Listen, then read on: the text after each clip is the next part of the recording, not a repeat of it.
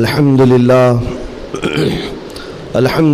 الحنان المنان الذي خلق الإنسان وعلمه البيان والصلاة والسلام على رسوله سيد الإنس والجان وعلى آله وأصحابه ذوي الخير والإحسان أما بعد فأعوذ بالله من الشيطان الرجيم بسم الله الرحمن الرحيم ومن يبتغي غير الإسلام دينا فلن يقبل منه وهو في الآخرة من الخاسرين صدق الله مولانا العظيم۔ بارگاہ رسالت مآب صلی اللہ تعالی علیہ وسلم میں ایک بار درود پاک کا ہدیہ پیش کریں۔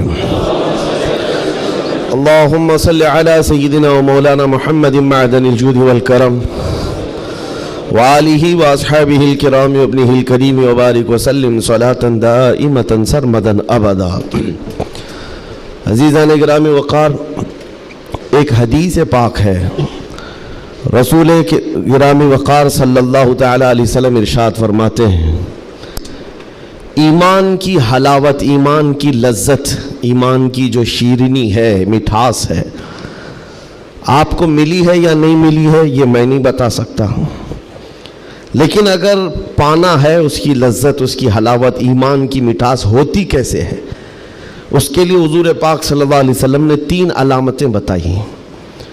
جس شخص کے اندر یہ 3 باتیں آ جائیں تو پھر وہ ایمان کی لذت محسوس کر سکتا ہے، ایمان کی مٹھاس اسے مل سکتی ہے۔ ایمان جو ہے صرف داڑھی ٹوپی کا نام نہیں ہے، جبہ کرتے کا نام نہیں ہے، ایمان صرف جھنڈا لے کر گھومنے کا نام نہیں ہے، ایمان ایک الگ کیفیت ہے جس کا سرور بندے کو ملتا ہے، جس کی لذت اور جس کی شیرینی کو وہ بتا نہیں سکتا، اور وہ کیسے حاصل ہوتی ہے؟ 3 چیزیں میرے آقا فرماتے ہیں۔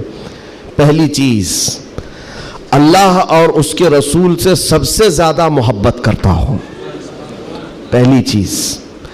اور دوسری چیز یہ ہے کہ جس سے بھی محبت کرتا ہے دنیا میں وہ صرف اللہ اس کے رسول کے لیے کرتا ہے۔ تیسری چیز ہے، کفر میں واپس لوٹنے کو اتنا سخت سمجھتا ہو جیسے آگ میں ہاتھ ڈالنے کو سخت سمجھتا ہو۔ آگ میں ہاتھ ڈالنا کسی کے لیے آسان ہوگا، لیکن کفر و شرک کی طرف جانے کو سخت ناپسند کرتا ہو۔ یہ 3 چیزیں اگر تمہارے اندر آ گئی تو ایمان کی لذت مل جائے گی، ایمان کی مٹھاس مل جائے گی۔ زندگی میں سب سے زیادہ پرائیورٹی کس چیز کو ہو؟ اللہ اور اس کے رسول کو۔ دوسری چیز، دنیا میں جس سے بھی تعلق بنے گا وہ صرف اللہ اور اس کے رسول کے لیے بنے گا۔ تیسری چیز، کفر کی طرف کبھی لوٹنا پسند ہرگز نہ کرے، بلکہ کفر کا نام سنتے ہی اس کے اندر ایسی ہیبت آ جائے کہ میں آگ میں ہاتھ ڈالنا تو پسند کروں گا لیکن کفر کی طرف ہرگز نہیں جا سکتا۔ یہ 3 چیزیں تمہارے اندر ہیں یا نہیں، آپ آبزرو کر لیں، خود آپ اس کا احتساب کر لیں کبھی بیٹھ کر کے کہ میں زندگی میں سب سے زیادہ کس سے محبت کرتا ہوں۔ اگر اللہ اس کے رسول سے سب سے زیادہ محبت کرتے ہو تو اس کا مطلب ہے کہ پہلی چیز تمہارے اندر آ گئی ہے۔ اور اپنے تعلقات کو دیکھ لو، جس سے بھی آپ کے تعلقات ہیں وہ اللہ اس کے رسول کی رضا کے لیے ہے تو دوسری چیز بھی تمہارے اندر ہے۔ اور تیسری چیز بہت امپورٹنٹ ہے جو اس زمانے کے لیے ہے، کفر کی طرف لوٹنا اتنا ناپسند کرتا ہو جتنا آگ میں جانا بھی ناپسند نہ کرتا ہو۔ یعنی آگ میں جانا جتنا اس کے لیے ناپسند ہے، اس سے زیادہ کفر میں جانے کو ناپسند کرتا ہو۔ یہ چیز اگر آپ کے اندر ہے تو میرے عزیزوں ایمان کی لذت مل جائے گی، ایمان کی مٹھاس مل جائے گی۔ اس دور کے حالات کے اعتبار سے میں اگر اب بات کروں، قرآن کی آیت تو 1400 سال سے یہ اعلان کر رہی ہے، وَمَنْ يَبْتَغِي غَيْرَ الْإِسْلَامِ دِينًا فَلَنْ يُقْبَلَ مِنْهُ۔ اسلام کے علاوہ کسی بھی دین کی طرف تم منہ بھی لگائے، توجہ بھی کیے تو قیامت کے دن پھر وہ سب سے بڑے گھاٹے میں ہوں گے، ہرگز قبول نہیں کیا جائے گا۔ میں بات یہاں سے شروع کرتا ہوں کہ آج لوگوں نے اس کو ہلکے میں لینا شروع کر دیا، چاپلوسی کرتے کرتے، خوشامد دوسروں کی واہواہی حاصل کرنے کے لیے کبھی پوجا پاٹ میں بھی شریک ہو گئے، کبھی ان کی رضا حاصل کرنے کے لیے ان کی محفل میں بھی بیٹھ گئے، اللہ اس کے رسول کو چھوڑ دیا۔ تمہارے دین میں کمی کس بات کی ہے؟ کتوں کو راضی کرنے کے لیے شیر کبھی کتا نہیں بنتا۔ ایک بات یاد رکھو، رسول پاک صلی اللہ تعالی علیہ وسلم کا جو سپاہی ہے وہ ہر گھڑی ہر میدان میں سپاہی ہے. اسے کس چیز کی کمی ہے؟ کس چیز کی کمی ہے؟ جو عزت ملی ہے وہ نام مصطفیٰ سے ملی ہے. ایک صحابی ہیں حضرت نعمان، ایک بادشاہ کے ہاں گئے تھے ایمبیسیڈر بن کر کے، ترجمان حضور کے قاصد بن کر گئے تھے. بہت دور ملک تھا، میرے آقا مدینے میں ہے، لیکن جانتے ہو اس بادشاہ نے آپ کے آنے کے لیے ریشم کا قالین بچھایا، سونے کی کرسی لگائی. لیکن وہ صحابی رسول جیسی آئے، اپنی تلوار سے انہوں نے ریشم کے قالین کو پھاڑ دیا، زمین پر چلنے لگے. اور کرسی، جب سونے کی کلائی کی ہوئی کرسی بچھائی گئی ان کے لیے، بادشاہ نے بہت عزت دیا کہ محمد عربی کا قاصد آیا ہے، سفیر آیا ہے، لیکن انہوں نے کرسی کو بھی ٹھکرا دیا، کہا مجھے دوسری کرسی لاؤ. کیوں؟ صرف اس لیے. اس بادشاہ نے پوچھا کہ اتنا زیادہ غرور ہے عرب والوں میں، اتنا زیادہ ایٹیٹیوڈ ہے محمد عربی کے غلاموں میں، ان کے سفیروں میں؟ صحابی رسول نے کہا نہیں، نہ یہ غرور ہے نہ یہ تکبر ہے. میرے آقا صلی اللہ تعالی علیہ وسلم نے فرمایا ریشم کا استعمال مرد کے لیے حرام ہے، سونے کا استعمال مرد کے لیے حرام ہے. تو میں مدینے میں رہوں تب بھی غلام ہوں، دنیا میں کہیں پر رہوں تب بھی میں غلام ہوں. انہوں نے پاس و لحاظ رکھا ہے نسبت رسول کا. تو پھر وقت کے بادشاہوں کو بھی انہوں نے جھکنے پر مجبور کیا ہے. کس چیز کی کمی ہے مسلمانوں تمہارے پاس؟ کون سی دولت کی کمی ہے؟ سب سے بڑی دولت تو تمہارے پاس یہ ہے آج تک.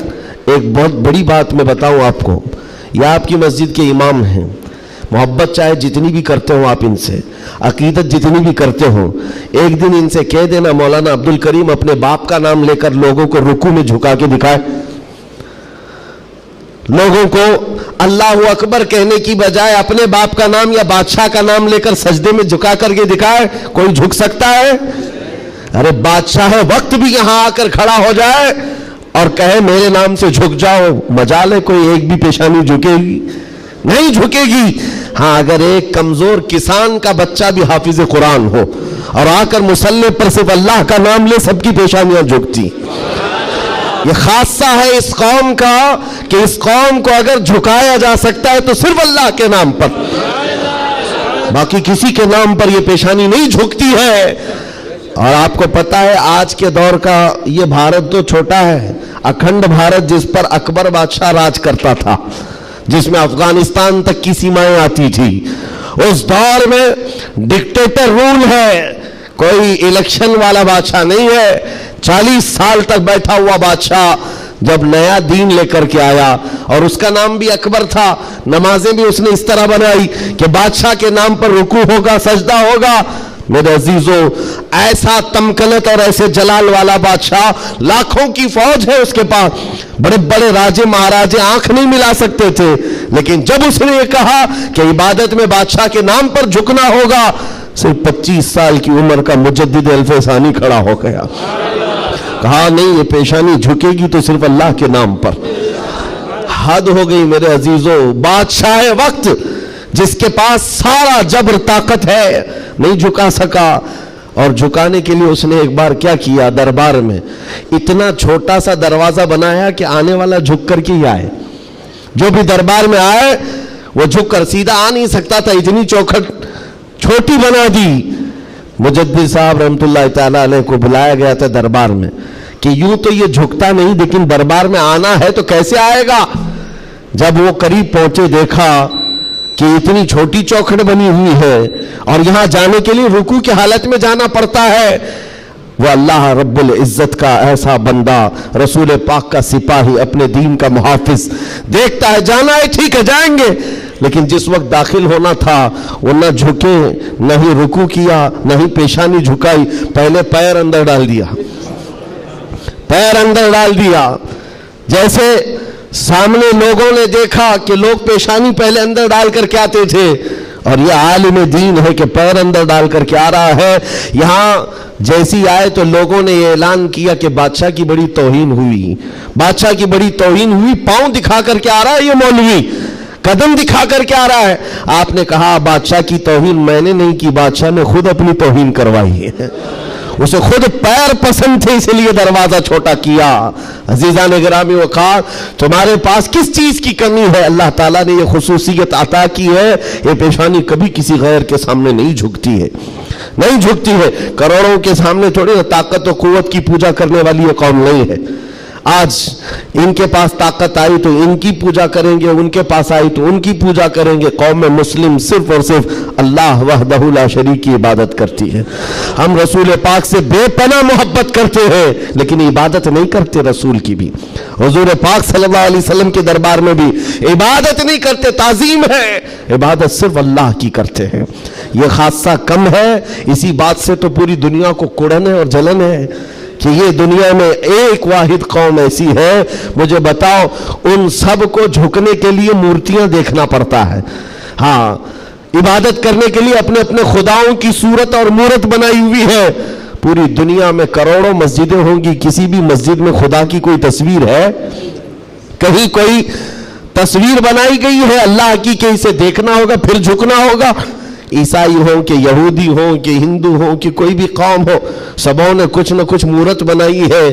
सिर्फ ये तन्हा कौम है जो बिना देखे अल्लाह की बारगाह में सजदा करती।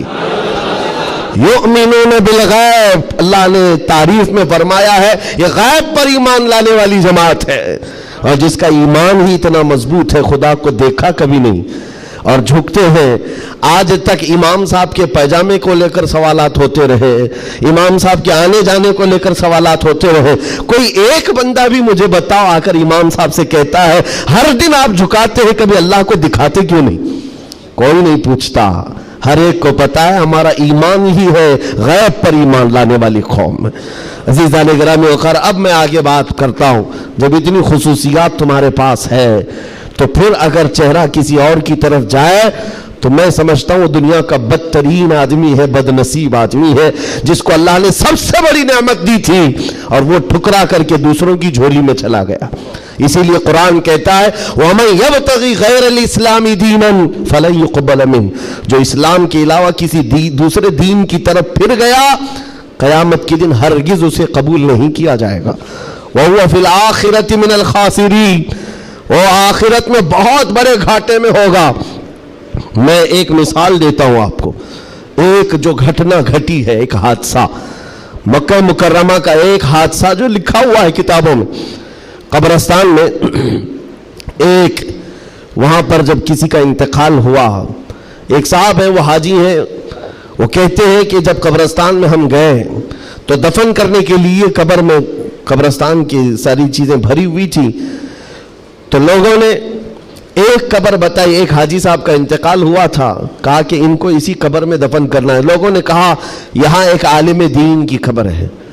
अब मक्का मुकर्रमा के कब्र ऐसे हैं कि 6 महीने साल भर के बाद खुल जाते हैं, और मुंबई वालों को समझाने के लिए आसान भी है कि यहां पे भी खोल दी जाती हैं, जगह की किल्लत है। तो जब दफन करने के लिए उस आलिम दीन की कब्र खोली गई तो वहां वो आलिम दीन नहीं है, वो एक जवान लड़की सोई हुई है, एक नौजवान लड़की है। तो जो जनाजे में आए हुए थे उनमें एक हाजी ने कहा मैं तो इस लड़की को पहचानता हूं, ये अरब की नहीं, ये मक्का की नहीं, ये फ्रांस की रहने वाली और क्रिश्चियन लड़की है, ये ईसाई लड़की है। कहा ये कैसे हो सकता है, नामुमकिन है। घर सारे लोगों को जो खबर थी वो एक अच्छे आलिम दीन की खबर थी, यहां एक दूसरी लड़की कैसे दफन है? तो ये हंगामा हुआ, बात फैल गई। उसके बाद तहकीक करने लगे, जो उलमा तक बात गई तो उलमा ने कहा कि अगर ये जो बंदा कह रहा है कि ये फ्रांस की रहने वाली, यूरोप की रहने वाली लड़की यहां पर है, तो मालूम करते हैं कि वहां हकीकत में ये लड़की, इसकी शक्ल। तो कुछ लोग एक वफद की शक्ल में यूरोप गए हैं उस हाजी साहब के साथ, जिन्होंने ये पता बताया था ये लड़की को मैं जानता हूं। जा करके उसके घर मालूम किया कि क्या तुम्हारे घर में फलां फलां शक्ल की ये लड़की थी? कहा हाँ, इंतकाल हुआ था, चंद ही महीने हुए इंतकाल हुआ है। कहा क्या किया तुमने? कहा हम ईसाई रस्म और रिवाज के एतबार से अपने कब्रिस्तान में दफन किया है, हम क्रिश्चियन हैं, ईसाई रस्म और रिवाज से हमने दफन किया। तो जो गया था वफ्द, उसने पूछा कि कुछ उसकी अजीब चीजें थी? तो लोगों ने कहा कि हाँ एक चीज थी, हमें अंदाजा हो गया था कि वो इस्लाम ला चुकी थी, ہم نے اس کو مارا توڑا بہت کچھ کیا ہے. تو پھر یہ بات خبر پھیلی اس لڑکی کے اسلام لانے کی, تو مقامی علماء کو پوچھا گیا. ایک عالم دین نے کہا ہاں وہ لڑکی دل و جان سے اسلام کو قبول کرتی تھی اور پیارے حبیب صلی اللہ علیہ وسلم سے بے پناہ محبت کرتی تھی, اور گھر والوں کے ظلم و ستم کو سہ نہ سکی, جان دے گئی اور مر گئی. لیکن ہم مجبور تھے, گھر والوں سے ہم کچھ نہیں کر سکتے تھے. لیکن اس لڑکی نے ایک مرتبہ کہا تھا کہ میرے مرنے کے بعد میرے آخری رسم و رواج اسلام کے مطابق ہوں. ہم نہیں کر سکے کیونکہ خفیہ طور پر وہ مسلمان تھی, ہم ایکشن نہیں لے سکتے تھے. اور ہمیں اس بات کا افسوس ہے کہ اسے عیسائی قبرستان میں دفن کر دیا گیا. سنو حیرت کی بات ہے, لوگ ایک بہت عجیب اچنبے میں پڑتے جا رہے ہیں, نئی نئی باتیں کھلتی جا رہی. تو اس کے بعد یہ فیصلہ ہوا کہ آئے ہوئے وفد نے اور گھر والوں کو اطلاع دے کر کے کہ ہم چلتے ہیں جس قبرستان میں آپ نے اپنی بیٹی کو دفن کیا ہے, ہم جا کر کے دیکھنا چاہتے ہیں وہاں. ہاں, تو عیسائی قبرستان میں بڑی مشکل سے انہوں نے کہا کہ ٹھیک ہے. قبر کھولی گئی تو وہاں وہ عالم دین سویا ہوا جس کو مکہ میں دفن کیا گیا تھا. اب حیرت کی انتہا اور ہو گئی, اس کا اس عیسائی قبرستان میں کیا لینا دینا, یہ آیا کیسے, یہاں پہنچا کیسے. میرے عزیزو, یہ بات اگر لکھی ہوئی نہ ہوتی تو میں کبھی نہیں کہتا. اور جب اور حیرت بڑھ گئی, وہ وفد علماء کا واپس آیا, کہا کہ اس راز کو ہم معلوم کرتے ہیں اس عالم کے گھر سے ہی. ایک بات تو سمجھ میں آ گئی کہ لڑکی مسلمان ہو گئی تھی اور اسلام سے بے پناہ محبت تھی. اللہ کا کرم ہوا, ہو سکتا ہے اسے کفرستان سے نکال کر مولا تعالیٰ ایمان والوں کے بیچ میں, اولیاء اور صحابہ کے بیچ میں دفن کر دیا ہو. فرشتوں نے اس کو منتقل کر دیا, اور یہ ممکن ہے, یہ ممکن ہے. لیکن اس کے ساتھ کیا ہوا ہے, یہ مسلمانوں کے قبرستان سے کرسچن اور عیسائیوں میں کیسے آ گیا. گئے واپس جانے کے بعد بہت قابل توجہ بات کر رہا ہوں, اور اس زمانے کی بہت ہی امپورٹنٹ چیز آپ کو میں بتا رہا ہوں, دل دہلا دینے والی چیز ہے. واپس آنے کے بعد اس عالم کے گھر گئے لوگ, اس کی بیوی موجود تھی جو بیوہ تھی. جا کر پوچھا کہ تیرے شوہر کے بارے میں ہمیں کچھ معلومات حاصل کرنی ہے. اس نے کہا بتائیے کیا ہے. کہا کہ کیسا تھا وہ. کہا اس کے اخلاق بہت اچھے تھے, اور نمازوں کی, کہا ایک نماز بھی قضا نہیں کرتا تھا, پابند تھا, لین دین میں سب چیزوں میں اچھا تھا. پھر بچا کیا, بیوی ساری چیزیں اچھی بتا رہی, مسلمان ہے. بیوی نے گھبرا کر پوچھا آخر اس کے بارے میں اتنی تحقیق کیوں کر رہے ہیں, آپ بتا سکیں. تو علماء نے کہا کہ بتانے کے لائق نہیں ہے, لیکن سن لو, تمہارا شوہر مکہ کے قبرستان میں نہیں ہے, عیسائیوں کے قبرستان میں ملا.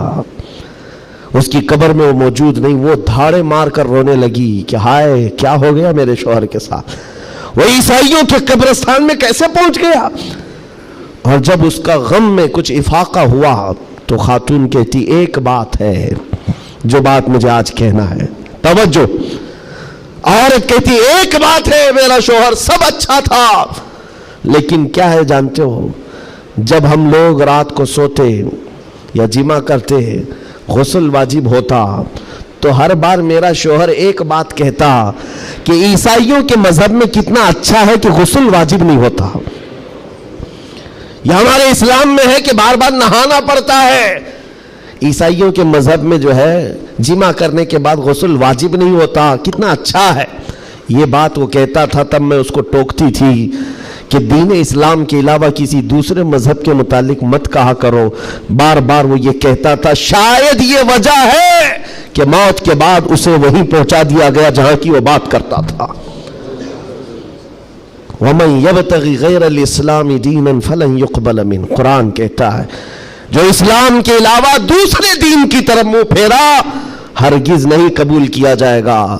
اور میرے آقا فرماتے ہیں من تشبہ بقوم فہو منہم, جس نے کسی دوسری قوم کی مشابہت اختیار کی قیامت کے دن اسی قوم کے ساتھ اسے اٹھایا جائے گا, اسی قوم کے ساتھ اٹھایا جائے گا. مسلمانوں, آج ایمان مضبوط کرنے کا وقت آ گیا آپ کے. ہواؤں کو دیکھ کر, طوفانوں کو دیکھ کر آپ اپنے دین میں ذرا بھی لچک نہ لانا. کلمہ طیبہ پر اگر حملے ہونے لگے تو کیا تم اپنا کلمہ بدل لو گے؟ اذان سے اگر کسی کو نفرت ہونے لگی تو کیا اذان کی کلمے بدل لو گے؟ یہ دنیا اگر تم بدلنے لگ گئے تو اتنا بدلے گی کہ انسان کی بجائے کتا بنا کر رکھ دے، تب بھی وہ راضی نہیں ہوں گے، تب بھی وہ راضی نہیں ہوں گے۔ ہم نے دیکھا ہے ان لوگوں کو جو آج بھی دھوتیاں اٹھا کر کے چلتے ہیں، جوتیاں اٹھا کر کے چلتے ہیں، ان کی حیثیت کیا ہے آج؟ کفار و مشرکین کے قدموں میں بیٹھ کر کے وہ سوچتے تھے کہ سکتہ مل جائے، تختہ مل جائے، ملا کچھ نہیں، استعمال ہوتے رہے، ذلیل اتنے ہوئے کہ نہ اپنی قوم کے رہے نہ اس قوم کے رہے۔ کاش ایک بار میرے مصطفیٰ کا وفادار بن کر دیکھتا، ایک بار بن کر کے دیکھتا، پھر عزتیں کیا ہے؟ اللہ اکبر، جب تک بکے نہ تھے تو کوئی پوچھتا نہ تھا، یا رسول اللہ تم نے خرید کر ہمیں انمول کر دیا ہے۔ حضور کے قدموں میں جو عزت ہے وہ کہیں نہیں مل سکتی۔ تخت کے لیے، سکتے کے لیے جو لوگ اپنا مشن بھول گئے، اپنا دین بھول گئے، اپنا ضمیر بیچ لیے، میرے عزیزوں بہت بڑے گھاٹے میں ہیں، بہت بڑے گھاٹے میں ہیں۔ زندگی میں ایک بات یاد رکھو، اسی لیے میں نے اسی حدیث سے یہ بات شروع کی۔ اللہ کے نبی فرماتے ہیں کفر کی طرف پلٹنے کو اتنا ناپسند کرتا ہو جتنا آگ میں ہاتھ ڈالنے کو ناپسند کرتا ہو، آگ میں ہاتھ ڈالنے کو ناپسند کرتا ہو، اتنا سخت و ناپسند کرتا ہو، تب جا کر کے اس کو ایمان کی لذت ملے گی، ایمان کی حلاوت ملے گی۔ آج اپنے بچوں کو بھی یہ نصیحت کرو، کفر کی آندھیاں چلی ہوئی ہیں، تمہارے بچوں کو اسکولوں میں کب کافر بنا دیا جاتا ہے پتہ ہی نہیں چلتا، کب تمہیں کون سے بھجن سکھائے جائیں، کون سے گیت سنائے جائیں جس کی وجہ سے بندہ کافر بن جاتا ہے، اسلام سے اس کا تعلق ہی ختم ہو جاتا ہے۔ اپنے بچوں کو اس بات کی تو تلقین کر کے جاؤ، بیٹا ہر چیز قربان کی جا سکتی ہے لیکن ایمان کا سودا نہیں ہوتا، ایمان کا سودا نہیں ہوتا۔ ایمان یہ اللہ تعالیٰ کی طرف سے دی ہوئی ایسی بڑی نعمت ہے، کروڑوں ہیں دنیا میں مگر مولا نے تمہیں چنا ہے دین اسلام کے لیے، اور اس میں بھی مسلمانوں میں بھی اللہ کا کتنا بڑا احسان ہے، ہزاروں فرقے ہیں لیکن عاشقوں میں تمہیں چنا گیا ہے۔ ہاں، حضور کی محبت کرنے والے سپاہیوں میں تمہارا نام آتا ہے۔ اپنے تو اپنے غیر بھی آج کہتے ہیں کہ سب سے زیادہ اپنے نبی کو پکارنے والی کوئی قوم ہے تو اہل سنت و جماعت ہے۔ کیوں نہیں ہے؟ کہاں سے یہ نعرے لگتے ہیں لبیک یا رسول اللہ؟ وہ گوفے سے نہیں نکلتے اور وہ چندہ خور مولویوں سے نہیں نکلتے جو انگریزوں کے پالے ہوئے ہیں، یہ نعرے لگتے ہیں تو بریلی کے تاجدار کے قدموں سے ہیں۔ جو وابستہ ہے عاشقوں کی جماعت ہے وہی سے۔ دنیا کو یہ اچھی طرح سے معلوم ہے اپنے نبی سے سب سے زیادہ وابستہ کوئی قوم ہے اس روئے زمین پر تو اہل سنت و جماعت ہے، اہل سنت و جماعت ہے۔ اس چیز کا سودا کبھی ہونے مت دینا ہے میرے عزیزو، اس چیز کا سودا ہونے مت دینا۔ لوگ یہ کہتے ہیں سیکولر بن کر کے جینا چاہیے، یہ بھی اچھا وہ بھی اچھا، میں کہتا ہوں وہ تو منافق ہے۔ پھر سیکولر کا مطلب منافق ہے، دل میں کچھ اور رکھتا ہے، سامنے کچھ اور دکھاتا ہے۔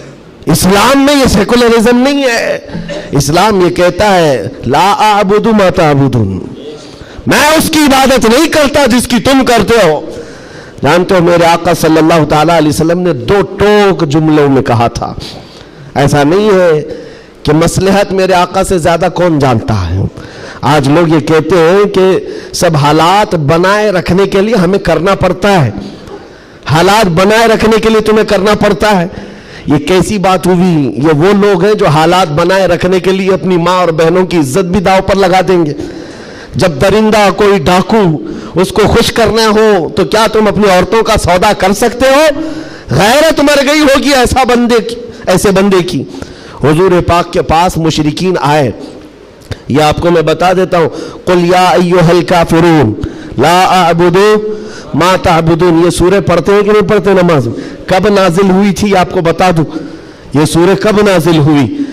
حضور پاک صلی اللہ علیہ وسلم کے پاس مشرکین مکہ آئے اور کہا اے محمد صلی اللہ علیہ وسلم ایک کام کریں، آپ ہمارے خداؤں کو برا بھلا مت کہیے، ہم آپ کے دین میں آ جائیں گے، اسلام پر ہم بھی تھوڑا تھوڑا عمل کریں گے، لیکن جن کی ہم پوجا کرتے ہیں نا، عبادت کرتے ہیں، ان کو کچھ مت کہیے۔ حضور پاک نے فرمایا جو شرک ہے میں اس کو شرک کہوں گا، اللہ کے سوا کوئی دوسرے کی عبادت ہے ہی نہیں، اور اس بات کا میں اعلان کروں گا حضور آئے ہی ہیں شرک کو ختم کرنے۔ حضور نے فرمایا یہ نہیں ہو سکتا، تو پھر آپشن دوسرا مشرکین کی طرف سے کہا ایک کام کرتے ہیں, 1 سال آپ ہمارے خداؤں کی عبادت کریں, 1 سال ہم آپ کے خدا کی عبادت کریں گے, ہاں آدھا آدھا کریں گے. آج بہت سارے لوگ اگر یہ کرنے کی کوشش کر رہے ہیں تو سن لیں, آدھا آدھا کریں گے, ہم بھی آپ کے یہاں جائیں گے, آپ بھی ہمارے یہاں آئیں گے. حضور پاک صلی اللہ تعالیٰ علیہ وسلم نے فرمایا ہرگز نہیں ہو سکتا, تم چاند اور سورج میرے ہاتھ میں لا کر رکھ دو, میں اس کی عبادت نہیں کرتا جس کی تم کرتے ہو, میں پالنہار حقیقی کی عبادت کرتا ہوں.